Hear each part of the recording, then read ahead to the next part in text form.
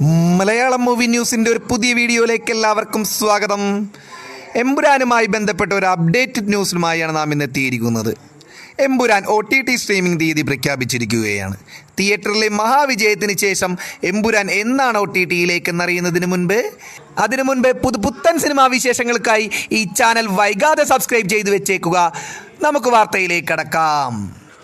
മലയാളത്തിലെ തന്നെ വലിയ ഹിറ്റായി മാറിയ ചിത്രമാണ് മോഹൻലാൽ നായകനായ എമ്പുരാൻ.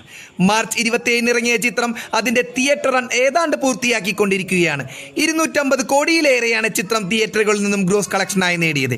മലയാളത്തിൽ നിന്നും ആദ്യമായി 100 കോടി ഷെയർ നേടിയ ചിത്രവും എമ്പുരാനാണ്. ചിത്രം ഇറങ്ങിയ സമയത്ത് അതിലെ ഉള്ളടക്കവും വിവാദമായിരുന്നു. ചിത്രത്തിനെതിരെ ഒരു വിഭാഗം നടത്തിയ എതിർപ്പിന് ശക്തമായ പിന്നാലെ ചിത്രത്തിന്റെ നിർമ്മാതാക്കൾ ചിത്രം റീഎഡിറ്റ് ചെയ്തിരുന്നു. 22ഓളം മാറ്റങ്ങൾ ചിത്രത്തിൽ വരുത്തിയാണെന്നാണ് വിവരം. ചിത്രത്തിൽ വില്ലന്റെ പേര് അടക്കം മാറ്റിയിരുന്നു.